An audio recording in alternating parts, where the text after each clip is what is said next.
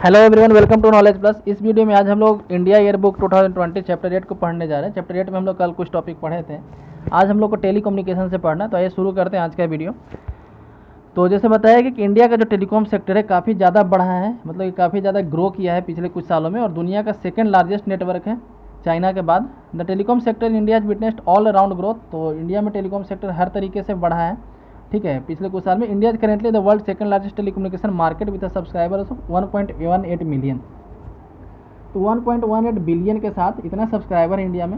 India का जो mobile economy है काफ़ी रैपिडली बढ़ रहा है and currently constitute more than 98% of all telephone subscription. तो इंडिया का जो मोबाइल इकोनॉमी है, जितना भी टेलीफोन सब्सक्रिप्शन है उसका 98% यहाँ पे रेवेन्यू जनरेट करता है। The mobile industry is expected to create a total economy value of 14 trillion by 2020। 2020 तक जैसे यहाँ बताया गया कि 14 ट्रिलियन का इकोनॉमिक वैल्यू का यहाँ का मोबाइल इंडस्ट्री हो जाएगा।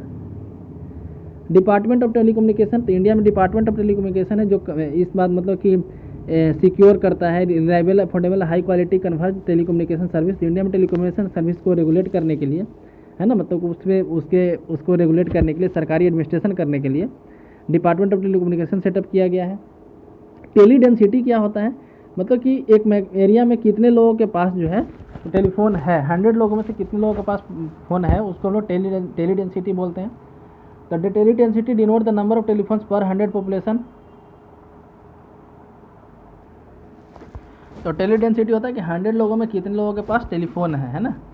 और एक टेलीकॉम पेनिट्रेशन का एक इंपॉर्टेंट इंडिकेटर है, मतलब कि इंडिया में किसी कंट्री में कितने लोगों के पास टेलीफोन है, कितना टेलीफोन का पेनिट्रेशन है उस कंट्री में, ये जानने का एक अच्छा तरीका है। Overall tele density in country wise 90.10% at the end of March 2019। तो मार्च 2019 के में इंडिया में 90.10 यानी कि 100 लोगों में 90.10 यानी ऐसे बोल सकते हैं कि 1000 लोगों में 901 लोगों के पास टेलीफोन था। The rural tele density was 57.50%। Rural tele density जो था 57.5% था, जबकि अर्बन में जो 159.66% था। तो 57.5% का मतलब क्या हुआ कि 100 लोगों में 57.5 लोगों के पास जो टेलीफोन था। एक्चुअली इतना कम क्यों है यहाँ पे, तो देख सकते हैं कि एक घर में जो क्या होता है कि जो छोटे बच्चे होते हैं उनके लिए स्पेशल मोबाइल तो होता नहीं है, ठीक है। तो इसीलिए आप यहाँ पे 57.5% मान सकते, मतलब कि यहाँ पे डाटा है। वहीं शहरों में देखा जाता है कि छोटे बच्चों के पास भी एक मोबाइल होता है उनका स्पेशल, कई लोगों के पास 2-2, 3-3 मोबाइल होता है। इसलिए 159% यहाँ पे पेनिट्रेशन, मतलब कि 100 लोग में 100 लोग यदि हैं तो 159 लोगों के पास मोबाइल, मतलब 100 लोगों पे 159 मोबाइल है, ठीक है। Among the service area Himachal Pradesh का सबसे ज़्यादा टेली डेंसिटी है, मतलब 146 वहाँ का है। वहाँ में 100 लोगों के पास 146 टेलीफोन है। और उसके बाद केरला में 126 है। उसी तरह से देखा जाए उसके मतलब कि तो सबसे कम बिहार का है जिसमें 59 है। यदि बिहार में 100 लोग रहते हैं तो 59 लोगों के पास, मतलब लगभग 60 लोगों के पास ही टेलीफोन है। उत्तर प्रदेश में 69 सेकंड नंबर पे आता है। मेट्रो सिटीज़ में देखा जाए टेलीफोन डेंसिटी में तो दिल्ली सबसे टॉप पे है 238, मतलब 100 लोगों के पास 238 मोबाइल है, ठीक है। फॉलोइंग है मुंबई में 165 टेली डेंसिटी है, ठीक है। इंटरनेट एंड ब्रॉडबैंड पेनिट्रेशन, तो इंटरनेट और ब्रॉडबैंड पेनिट्रेशन इंडिया में कितना उसके बारे में देखा जाए तो government has placed considered emphasis on growth of internet eight part of digital India campaign. India में डिजिटल इंडिया कैंपेन के तहत इंटरनेट को काफ़ी ज़्यादा बढ़ाया गया इंडिया में। The number of internet subscriber both broadband and narrow band put together which was 493.95 million at the end of March 18 increase to 636.7 million by the end of March 19। तो मार्च 19 में जो 636 मिलियन सब्सक्राइबर थे internet के यहाँ पे, ठीक है, और काफ़ी ज़्यादा इंक्रीज कर रहा है। आगे देखते हैं तो BSNL के बारे में देखते हैं। तो BSNL जो है कम्प्लीटली गवर्नमेंट ओन्ड है और अक्टूबर 2000 में इसका फॉर्मेशन हुआ था।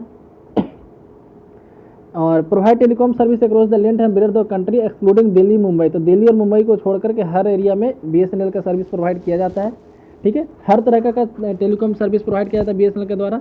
Rural telephone is one of its focus area, इसका main focus area rural area में टेलीफोन को बढ़ाना। उसके बाद MTNL है। MTNL महानगर टेलीफोन निगम लिमिटेड है। इसको एक नवरत्न के रूप में 1986 में इसको सेटअप किया गया था। एक नवरत्न है, नवरत्न कंपनी है ये। प्रोवाइड नवरत्न कंपनी मतलब कि सरकार के द्वारा डिसाइड किया जाता है, नवरत्न, महारत्न, मिनी रत्न, इस तरीके से। ये मेट्रो सिटी में प्रोवाइड कराता है दिल्ली और उसकी दिल्ली मुंबई और उसके आसपास के इलाके में। तो BSNL दिल्ली और मुंबई में नहीं करवाता, वहाँ पे MTNL है, ठीक है। तो MTNL 3 तरह का सर्विस प्रोवाइड कराता है, voice, high speed internet and IPTV on it's broadband network, ठीक है। नेक्स्ट है Bharat broadband network limited, BBNL, ठीक है, भारत ब्रॉडबैंड नेटवर्क लिमिटेड। एक स्पेशल पर्पस व्हीकल, मतलब कि एक स्पेशल पर्पस के लिए बनाया गया है और ये 2012 में बनाया गया था इंडिया कंपनी एक्ट 1956 के तहत। इसका काम क्या, for execution of Bharat net for connecting 2.5 lakh gram panchayat. तो 2.5 लाख ग्राम पंचायत को मतलब ब्रॉडबैंड सर्विस इंटरनेट प्रोवाइड कराने के लिए, ठीक है, ब्रॉडबैंड इंटरनेट प्रोवाइड कराने के लिए इसका स्थापना किया गया था 2012 में। विजन ऑफ डिजिटल इंडिया की बात किया जाए तो vision of digital India aim to transform the country to digitally empowered society and knowledge economy. तो ये चलाया जा रहा है department of electronics and information technology के द्वारा। इसका मेन टारगेट क्या है, कंट्री को डिजिटली एम्पावर किया जाए, हर लोगों को डिजिटली शिक्षित किया जाए, ठीक है। It also bring in public accountability through mandated delivery of government service electronic. तो गवर्नमेंट सर्विस को इलेक्ट्रॉनिकली डिलीवर किया जा रहा है डिजिटल इंडिया के तहत। The source of funding for most of the e governance at present is through budgetary provisions of respective ministry. तो e governance के लिए जो सोर्स ऑफ मतलब कि इनकम का जो सोर्स है, उसके बजट का जो सोर्स है, वो बजट मतलब कि इंडिया का जो बजट होता है उसके तहत इसको पैसा दिया जाता है। Scope of digital India, digital India का स्कोप क्या है, तो यहाँ पे बहुत एक फेमस कोट है प्रधानमंत्री के द्वारा, IT + IT = IT, यानी India talent plus information technology = India tomorrow, ठीक है, याद रखिएगा। तो इंडिया को फ्यूचर के लिए प्रिपेयर करना, टेक्नोलॉजी को ऐसा चेंज करना, मतलब इंडिया में जो टेक्नोलॉजी सेंटर लो। Digital India aim to provide the much needed thrust to 9 pillar. तो ये 9 पिलर ग्रोथ एरिया करता है, जैसे broadband highway, universal access to mobile connectivity, हर किसी के पास मोबाइल कनेक्टिविटी हो, public internet access programme, public internet यानी कि सरकारी इंटरनेट, पब्लिक वाईफाई लगाया जाए हर जगह, e governance, reforming through technology, e Kranti, electronic delivery of services, information for all, electronic manufacturing, IT for jobs, earlier harvest programme. तो ये सब जो है 9 पिलर है इसका डिजिटल इंडिया प्रोग्राम का। इन्फॉर्मेशन टेक्नोलॉजी के बारे में पढ़ते हैं तो ministry of information and technology, ministry of electronics and information technology deal with the policy matter relating to information technology. तो जितने भी इलेक्ट्रॉनिक्स रिलेटेड मैटर होते हैं उसमें डील करता है MIT, हमारा एक डिपार्टमेंट मिनिस्ट्री है, ठीक है। इसका एम क्या है, तो aim to promote e governance, empower citizen, promote the inclusive and substantial growth of electronics. Electronics का हर जगह से डेवलपमेंट हो, है ना, उसमें रिसर्च एंड डेवलपमेंट हो, नए तरह का इन्वेशन हो, डिजिटल सर्विस प्रोवाइड किया जाए, सिक्योर साइबर स्पेस का सिक्योरिटी मिले। तो इस तरीके से डिजिटल नेक्स्ट है कि with the unveiling of digital India programme the role of MIT is enhance. तो डिजिटल इंडिया प्रोग्राम में इस मिनिस्ट्री का काफ़ी ज़्यादा रोल है। द प्रोग्राम है 3 विजन एरिया, इसके प्रोग्राम का 3 विजन एरिया है। पहला digital infrastructure as utility for every citizen, हर एक सिटीजन को यूज करने के लिए डिजिटल इंफ्रास्ट्रक्चर इंडिया में डेवलप किया जाए। Governance and service on demand, दूसरा है governance and service on demand, तो जिस तरीके का पब्लिक के अगर डिमांड है उसी तरीके का सर्विस प्रोवाइड किया जाए। डिजिटल इंपावरमेंट ऑफ सिटीजन, तो सिटीजन को डिजिटली इंपावर किया जाए, मतलब लोगों को शिक्षित किया जाए डिजिटल के क्षेत्र में, ठीक है। जैसे बहुत सारे लोग काफ़ी पढ़े लिखे होते हैं, उनको मोबाइल चलाना नहीं आता है, ठीक है, तो इस तरह का एजुकेशन दिया जाए। Digital empowerment citizen include universal digital literacy, इसमें डिजिटल लिटरेसी आता है, एक्सेस डिजिटल रिसोर्सेज तक एक्सेस होना, ठीक है, तो इस तरीके का आता है इसके अंदर। MIT function around the ambit of 2 major act. MIT के लिए 2 एक्ट है, पहला इन्फॉर्मेशन टेक्नोलॉजी एक्ट, दूसरा आधार एक्ट। तो इन्फॉर्मेशन टेक्नोलॉजी एक्ट के तहत क्या है कि लीगल रिकॉग्निशन प्रोवाइड कराता है डिफरेंट इलेक्ट्रॉनिक डाटा को, एक्सचेंज को, ठीक है। डिजिटल सिग्नेचर को यहाँ पे लीगल एक्ट यहाँ पे दिखाया गया है, इलेक्ट्रॉनिक सिग्नेचर, ठीक है।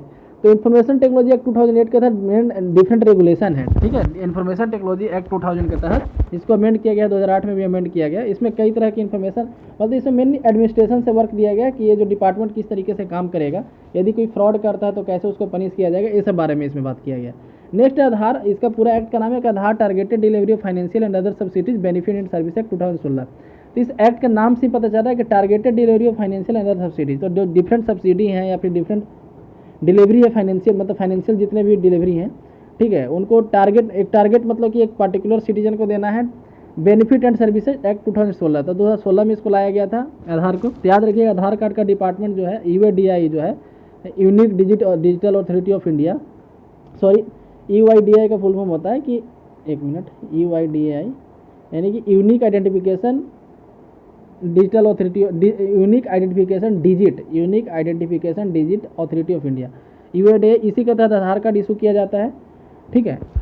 और एक अब स्टेचुटरी ऑर्गेनाइजेशन है क्योंकि इसको एक्ट के तहत बनाया गया है, इस एक्ट के तहत, और इसी में पावर दिया गया गवर्नमेंट को कि आधार का डाटा कलेक्ट किया जाए सब्सिडी देने के लिए, बेनिफिट देने के लिए, ठीक है। और क्योंकि ये पैसा जो है कंसोलिडेटेड फंड ऑफ इंडिया से आता है, ठीक है। नेक्स्ट है डिजिटल आइडेंटिटी। आधार जो है एक तरह का 12 डिजिट का बायोमेट्रिक डाटा मतलब कि 12 डिजिट का नंबर आता है आधार कार्ड के द्वारा, और इसमें बायोमेट्रिक डाटा लिया जाता है, डेमोग्राफिक डाटा लिया जाता है, और ये यूनिक होता है, लाइफ लॉन्ग होता है, पूरे ज़िंदगी भर में एक ही बार आधार कार्ड बनता है, वही मतलब कि नंबर वही रहता है, बाकी सब कुछ चेंज किया जा सकता है। अभी तक 116 करोड़ आधार कार्ड इशू किया जा चुका है, यहाँ पे देख सकते हैं 116 करोड़ आधार कार्ड इशू किया जा सकता है, किया जा चुका है। आधार कार्ड से थ्रू बहुत सारे यहाँ पे लिए गए हैं सिस्टम, जैसे आधार इनेबल्ड पेमेंट, आधार से पेमेंट किया जाता है आजकल, है ना। Payment can be made through person bank account via his Aadhaar number, तो बैंक अकाउंट नंबर नहीं होते हुए आधार नंबर के थ्रू पेमेंट किया जाता है, और उस आधार नंबर से जो भी बैंक अकाउंट लिंक होगा उसमें पैसा चला जाएगा, ठीक है। गवर्नमेंट के द्वारा जो सब्सिडी दिया जाता है इसी के थ्रू दिया जाता है, ठीक है। नेक्स्ट है आधार इनेबल्ड पेमेंट सिस्टम, तो इसमें कैश डिपॉजिट किया जाता है, फंड ट्रांसफर किया जाता है। आधार पे क्या है, तो मर्चेंट वर्जन है एपीएस का, इसी का मर्चेंट वर्जन है, मतलब कि व्यापारी लोगों के लिए यूज़ करने के लिए ये काफ़ी लो कॉस्ट मतलब कि पड़ता है बाकी सबके मुकाबले। इसको 2017 में लॉन्च किया गया था। तो इसके तहत मर्चेंट को क्या सुविधा मिलता है, तो take cashless payment from his customer, तो कस्टमर से कैशलेस पेमेंट लेने में इसको सुविधा मिलता है। नेक्स्ट पे टू आधार, पे टू आधार के तहत क्या है, भीम ऐप के थ्रू पेमेंट किया जाता है, यूपीआई के थ्रू, ठीक है। यूपीआई के थ्रू पेमेंट किया जाता है, उसको पे टू आधार बोलते हैं, मतलब आधार से इतना सारा सर्विस होता है। उसके बाद है targeted delivery of food grain अंदर पीडीएस, तो पीडीएस के तहत टारगेटेड डिलीवरी होता है फूड ग्रेन का, बीपीएल के अंदर जो लोग हैं उनको, या फिर डीबीटी के तहत जो पैसा ट्रांसफर किया जाता है आधार के सिस्टम से थ्रू होता है।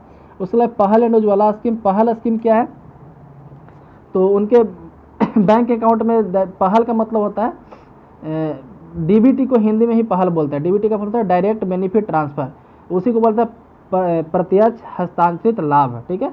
तो पहल पहल ऐसे लिखा जाता है ना, इसका मतलब प्रत्यक्ष हस्तांतरित लाभ, हस्तांतरित मतलब डिलीवर, ट्रांसफर, लाभ यानी प्रॉफिट, प्रत्यक्ष यानी कि डायरेक्ट बोल सकते हैं। तो पहल को पूरा नाम है प्रत्यक्ष हस्तांतरित लाभ, और इसके तहत क्या है, मतलब गैस सब्सिडी का पैसा जाता है पहल स्कीम के तहत लोगों के डायरेक्ट बैंक अकाउंट में, उज्ज्वला स्कीम के तहत बीपीएल के अंदर जो लोग हैं उनको गैस कनेक्शन मिलता है। तो ये दोनों एक दूसरे से इंटरलिंक्ड है, आप ऐसा समझ सकते हैं। नेक्स्ट है कि बैंक अकाउंट ओपनिंग में या फिर केवाईसी कराने के लिए काफ़ी इजी ऑप्शन प्रोवाइड कराता है। उसी तरह से इनकम टैक्स रिटर्न के लिए ई वेरिफिकेशन में आधार कार्ड का यूज किया जाता है ना। तो इस तरीके से आप देख सकते हैं आधार कार्ड काफ़ी ज़्यादा आजकल यूज किया जा रहा है। ई गवर्नेंस का क्षेत्र की बात किया जाए तो with the advent of digital India as an apex programme, digital India जब से आया है इंडिया का पूरे इंडिया लेवल के प्रोग्राम के रूप में नए पॉलिसी इनिशिएटिव लिए जा रहे हैं मिनिस्ट्री ऑफ इन्फॉर्मेशन टेक्नोलॉजी के द्वारा, जैसे ई क्रांति, policy and adoption open source of software in governance system, email policy, policy on use of IT resources. तो इस तरह के कई पॉलिसी लिए गए जो ई गवर्नेंस को बढ़ावा देते हैं, ठीक है।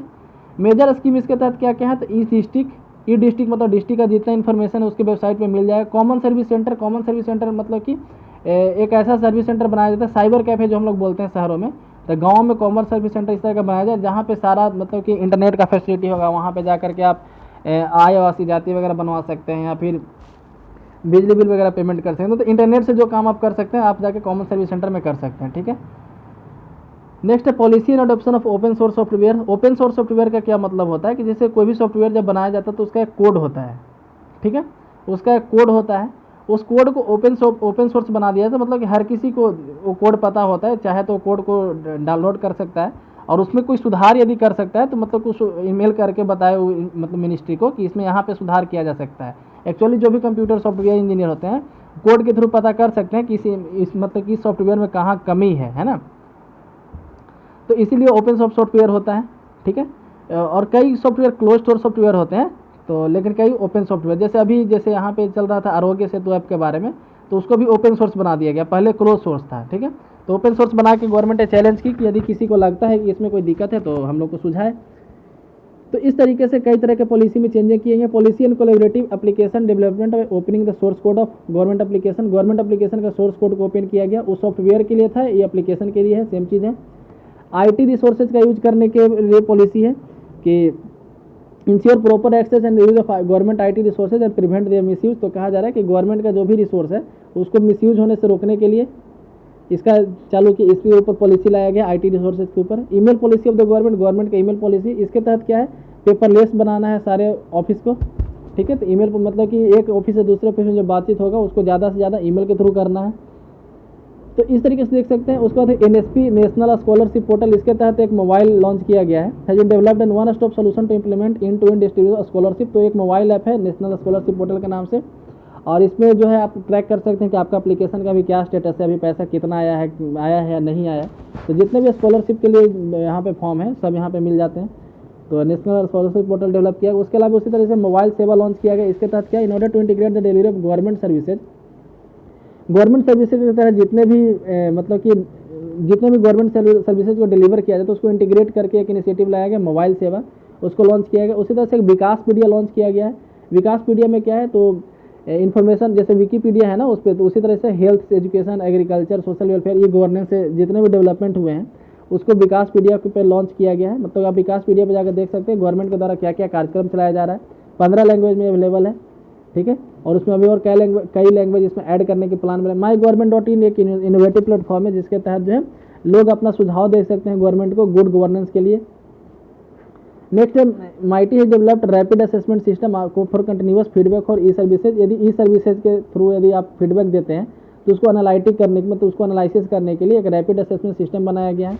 जिसे हालांकि इसमें जनता का कोई काम नहीं है, लेकिन यदि कोई फीडबैक देता है तो उसको इसके थ्रू एनालिसिस किया जाता है। ई संपर्क क्या है, तो database is develop to send message and email to public representatives and government employ. Public representatives यानी कि जो सांसद, विधायक वगैरह है, और जो गवर्नमेंट एम्प्लॉय है उनको उनके ईमेल को एक डाटाबेस बनाया गया, मतलब उनके सारे लोगों का ईमेल का एक डाटाबेस बनाया गया जिसमें 1.9 करोड़ ईमेल एड्रेस है, ताकि एक ही बार में सारे लोगों के पास ईमेल चला जाए यदि कोई चीज़ भेजना हो तो, ठीक है। नेक्स्ट ई ताल। ई ताल क्या है, तो it is a web portal for dissemination of E transaction static of national and state level E governance project including mission mode project. It receive transaction statics. तो इसके तहत क्या होता है कि ट्रांजेक्शन का स्टैटिक्स यहाँ पे देखा जाता है, ठीक है। E Taal present quick analysis of transaction count in table and graphical form to quick view transaction done by various e governance project. E governance project के थ्रू क्या क्या हो रहा है सबको, मतलब कि एक तरह से स्टैटिक्स प्रोवाइड करता है कि जैसे मान लीजिए जितना भी स्कीम है, किस स्कीम के तहत कितना बेनिफिशियरी है, ये सब का जो डाटा है ई ताल पे आप जाकर देख सकते हैं। उसी तरह से आधार इनेबल्ड बायोमेट्रिक अटेंडेंस सिस्टम। तो जैसे आजकल सरकारी ऑफिस में बायोमेट्रिक अटेंडेंस हो रहा है, आधार इनेबल्ड है वो। E payment network, all payment and receipt to be made in electronic mode.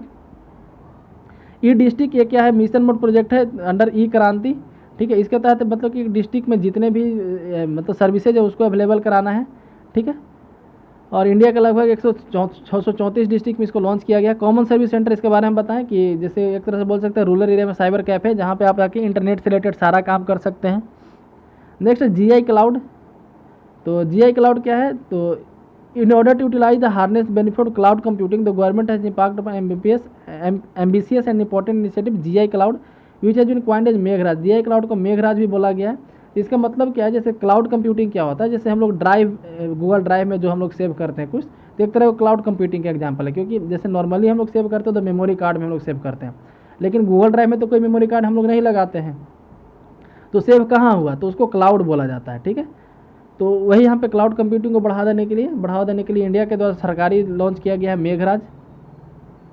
तो इस तरीके से आप देख सकते हैं। नेक्स्ट है promotion of digital transaction. Digital transaction को किस तरीके से प्रमोट किया जा रहा है इंडिया में, तो इसके तहत कई सारे ऐप लॉन्च किए गए हैं, है ना, ताकि लोअर कॉस्ट पे सर्विस को डिलीवर किया जाए। जैसे DG साला लॉन्च किया गया, इसके तहत लोगों को पढ़ाया जाएगा, है ना। न्यू एजुकेशनल चैनल DG साला for creating awareness regarding various form of electronic payment. Electronic payment से रिलेटेड अवेयरनेस बढ़ाने के लिए DG साला लॉन्च किया गया। ये DD फ्री डिश पे भी अवेलेबल है। भीम ऐप लॉन्च किया 2016 में किया गया था, जो आधार पे या फिर मतलब कि आधार कार्ड से पेमेंट वहाँ पे UPI के थ्रू किया जाता है, ठीक है। उसे DG धन मिशन लॉन्च किया गया था for creation of ecosystem for promotion digital payment. Digital payment के अवेयरनेस को बढ़ाने के लिए DG धन मिशन लॉन्च किया गया था। उसे national policy in universal electronic accessibility was formulated to break the barriers for differently abled person for ensuring. तो जो डिफरेंटली एबल्ड पर्सन है ना, उनके लिए इस स्कीम को लॉन्च किया था 2013 में ही, ताकि वो लोग भी इस तरीके से मतलब कि डिजिटल चीज़ का यूज कर सकें।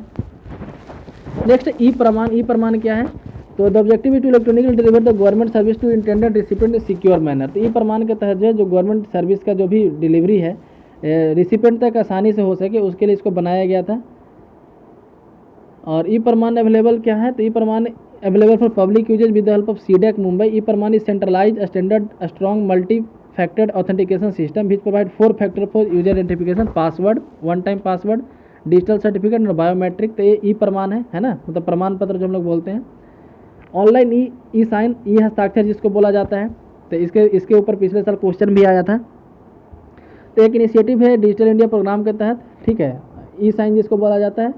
ये फॉर्मली लॉन्च किया गया था, 2015 में लॉन्च किया गया था। It is an electronic online electronic signature service which can be integrated with the service delivery application with an application programming interface to facilitate e sign to equally digital sign a document. तो जैसे कोई officer को यदि sign करना रहता था document, तो पहले क्या होता था, यदि ऑफिसर ऑफिस में नहीं है तो काफ़ी प्रॉब्लम होता था। अब वो डिजिटली साइन कर सकते हैं, ठीक है। तो इससे क्या होता है कि आदमी को KYC वगैरह कराने के लिए डायरेक्ट बैंक वगैरह में नहीं जाता, मतलब कोई ऑफिसर नहीं, हर कोई डिजिटली साइन कर सकता है, ठीक है।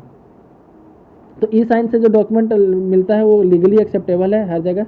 ई संगम क्या है, तो national service delivery gateway is middleware infrastructure being implemented by CDAC Mumbai. CDAC एक संस्था है मुंबई का, ठीक है, उसी के द्वारा इसको इम्प्लीमेंट किया गया है। इसमें जो है नेशनल सर्विस डायरेक्टरी है, कहने का मतलब कि जितने भी नेशनल सर्विस है सबको एक जगह पे यहाँ पे दिखाया गया, इसलिए इसका नाम है ई संगम। नेशनल नॉलेज नेटवर्क, इसको 2010 में इस्टेब्लिश किया गया था, और जितने भी हायर इंस्टीट्यूशन है, हायर लर्निंग इंस्टीट्यूशन है, रिसर्च इंस्टीट्यूशन है, उनको हाई स्पीड नेटवर्क प्रोवाइड कराने के लिए इसको लॉन्च किया गया था, नेशनल नॉलेज नेटवर्क को, ठीक है। उमंग क्या है, तो उमंग एक ऐप है मोबाइल में, ठीक है, मोबाइल ऐप है, 2017 में इसको लॉन्च किया गया था। तो उमंग ऐप एक्चुअली है क्या, काफ़ी एक कमाल का ऐप है, बहुत बढ़िया ऐप है। जैसे आप देखते होंगे कि गवर्नमेंट के द्वारा कई सारा ऐप लॉन्च किया गया है, जैसे आधार कार्ड का ऐप है, डिजी लॉकर है, रैपिड असेसमेंट सिस्टम का ऐप है ना, और भी कई तरह का ऐप है। लगभग सारे ऑफिस का आजकल ऐप आ चुका है। अब सरकार के अंदर भी डिफरेंट मंत्रालय का डिफरेंट ऐप है, जैसे रक्षा मंत्रालय का ऐप है, परिवहन मंत्रालय का ऐप है ना, कृषि मंत्रालय का अलग ऐप है। तो एक मोबाइल में कितने ऐप आ सकते हैं, ठीक है। तो इतने सारे ऐप को ना डाउनलोड करके एक डायरेक्ट ऐप लोड कीजिए उमंग, गूगल प्ले से आप डाउनलोड कीजिए इसको उमंग। उस पर आप जाइएगा तो आपको सारा ऐप मिल जाएगा, ठीक है। एक्चुअली वहाँ पे डिपार्टमेंट वाइज मिल जाएगा आपको, है ना, कि मिनिस्ट्री ऑफ एग्रीकल्चर के थ्रू या फिर गवर्नमेंट वाइज, बिहार गवर्नमेंट का कितना सारा ऐप है, इसका कितना सारा ऐप है, सब वहाँ पे मिल जाएगा। एसएससी का भी ऐप है, वो भी वहाँ मिल जाएगा। तो इस तरीके से उमंग काफ़ी अच्छा है। डिजी लॉकर क्या है, यहाँ पे आप अपना सर्टिफिकेट को रख सकते हैं डिजिटली, ठीक है। ड्राइविंग लाइसेंस, स्कूल सर्टिफिकेट, हर चीज़ को यहाँ रख सकते हैं, आधार कार्ड को भी रख सकते हैं। प्रगति पोर्टल क्या है, तो ये डिजिटल इंडिया प्रोग्राम के तहत जो एक लॉन्च किया गया था इसको। The video conferencing facility bring the secretariat to the government of India, the chief secretaries on the state on single platform. तो इसके तहत क्या है, प्रगति पोर्टल के तहत, कि जो गवर्नमेंट के सेक्रेटरी हैं, है ना, the secretary to the government of India, जो इंडियन गवर्नमेंट के सेक्रेटरी हैं, उसके अलावा जो स्टेट गवर्नमेंट के सेक्रेटरी हैं, उनको on every 4th Wednesday of the month के 4th वेडनेसडे को एक मीटिंग होता है प्राइम मिनिस्टर के साथ, ठीक है, मेजर प्रोजेक्ट को डिस्कस किया जाता है। तो प्रगति पोर्टल के थ्रू किया जाता है। डीबीटी क्या है, डीबीटी डायरेक्ट बेनिफिट ट्रांसफ़र, जिसको पहल के रूप में भी हम लोग बताए थे। तो मतलब कि आधार कार्ड से उसको पेमेंट करना, है ना, डायरेक्ट बैंक अकाउंट में, तो डीबीटी आता है। ई वे बिल क्या है, तो जैसे पहले क्या होता था, मान लीजिए कि कोई सामान को ले जाया जा रहा है ट्रक पे, है ना, तो उसके लिए नॉर्मली हर जगह एक चालान कटवाना पड़ता था। जहाँ भी बाउंड्री चेंज हो जाता था, मान लीजिए कि महाराष्ट्र से कोई चला है यूपी के लिए, तो रास्ते में मिलेगा उसको मध्य प्रदेश का बाउंड्री मिलेगा, हो सकता है गुजरात का भी बाउंड्री मिले, है ना। तो हर बाउंड्री पे उसको चालान कटवाना पड़ता था। अब क्या है कि एक ही बार उसको ई वे बिल कटवाना पड़ेगा, और हर बाउंड्री पे बस वो ई वे बिल को दिखा देगा, ठीक है। तो एक तरह से वन नेशन वन टैक्स की तरह, जीएसटी की तरह ये भी हो गया, है ना। तो 50,000 से ज़्यादा का सामान यदि आप कैरी कर रहे हैं तो आपको ई वे बिल देना पड़ेगा, ठीक है। तो ई वे बिल के तहत यही है। नेक्स्ट है साइबर सिक्योरिटी। तो लोग, इतना सारा पॉलिसी है, इतना सारा डॉक्यूमेंट है, तो सबको प्रोटेक्ट करने के लिए साइबर सिक्योरिटी रखना जरूरी है ना। तो उसी बारे में, उसके लिए एक एक्ट लाया गया, नेशनल साइबर सिक्योरिटी एक्ट 2013, और इसके तहत जब कोई भी साइबर क्राइम होता है, या फिर कोई भी क्या बोलते हैं उसको, अकाउंट को हैक किया जाता है, या फिर किसी वेबसाइट को हैक किया जाता है, तो उसको पनिश करने के बारे में यहाँ पे बताया गया। नेक्स्ट यहाँ सीडैक के बारे में पढ़ लेते हैं, जो अभी बहुत बार न्यूज़ में आया, मतलब कि अभी बहुत बार हम लोग डिस्कस किए थे। इसका हेडक्वार्टर मुंबई में है, और एक रिसर्च एंड डेवलपमेंट के लिए ऑर्गेनाइजेशन है, ठीक है। Information technology and electronics department के अंदर आता है, मतलब उस क्षेत्र में रिसर्च करता है सीडैक। ये मुंबई बेस्ड इंस्टीट्यूशन है। तो आज की वीडियो में बस इतना ही। नेक्स्ट चैप्टर से हम लोग कल पढ़ेंगे। यदि वीडियो पसंद है तो लाइक करें, चैनल को सब्सक्राइब करें। धन्यवाद।